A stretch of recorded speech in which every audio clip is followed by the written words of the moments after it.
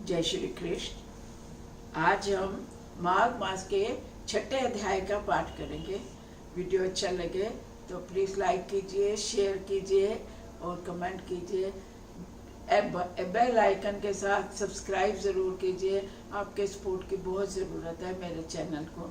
तो पढ़ते हैं माघ मास का छठा अध्याय।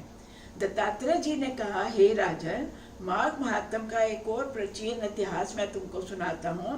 पहले सतयुग में वैश्य नगर में कुबेर के समान धनी हेमकुंडल नामक एक वैश्य था। वह कुलीन, सत्य क्रिया करने वाला, ब्राह्मणों और देवताओं का पूजन करता था। वह खेती करता, गो, भैंस, घोड़ा आदि पशु पालता था और क्रय विक्रय लाभ करता था। दही, दूध, दही, मट्ठा, घी, गोबर, लकड़ी, फल, अन्न, तेल, फूल, साग, मिष्टान आदि सभी वस्तुओं का व्यापार करता था। इस प्रकार व्यापार द्वारा उसने 1 करोड़ स्वर्ण मुद्राएं इकट्ठी कर ली। जब वह वृद्धावस्था को प्राप्त हुआ तो वह सोचने लगा, ये संसार तो सब झूठ है, क्षणिक है। हेमकुंडल ने अपना भविष्य ठीक करने के लिए धन का छठा भाग धर्म कार्य में लगा दिया।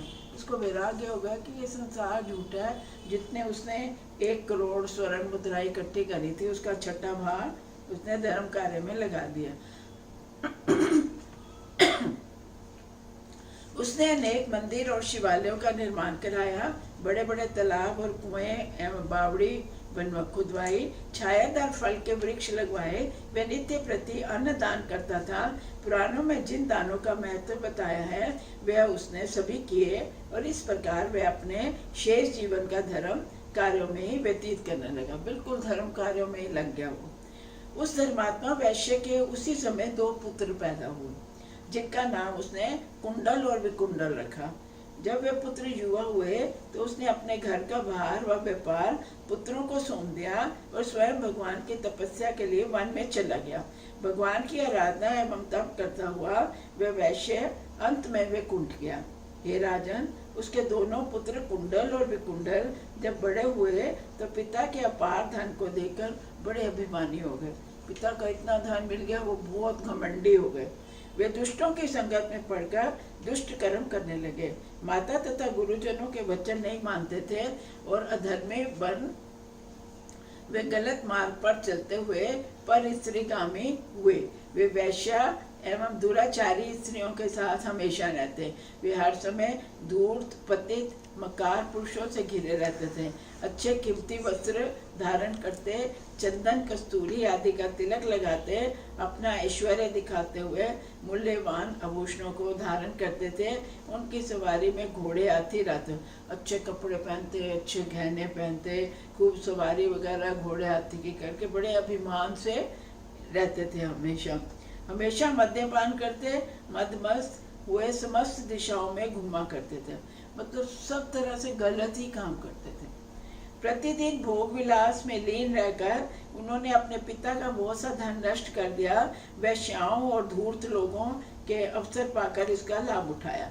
उन्होंने धीरे धीरे उनका सारा धन नष्ट कर दिया। इस प्रकार उनका सारा धन और वैभव जब नष्ट हो गया तब उनकी आंखें खुली। जब सब कुछ खत्म हो गया, जो बाप का इतना पैसा कमाया होता, तब उनकी आंखें खुली कि तो अब हमारे पास कुछ रह ही नहीं गया। तब वे दुखी और परम दरिद्री हो गया और भूख से व्याकुल होने लगा। धन के नष्ट हो जाने पर मित्र, स्वजन और सेवक, मित्र, उसके दोस्त और उसके जो सेवक थे, सब छोड़ के चले गए।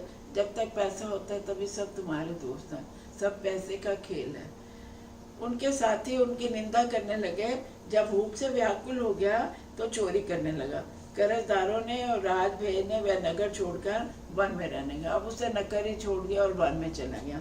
वहाँ वे जानवरों का शिकार करके मांस खाने लगा। एक दिन वह पापी किसी पर्वत की ओर गया। वहाँ बड़े भाई को सिंह ने खा लिया।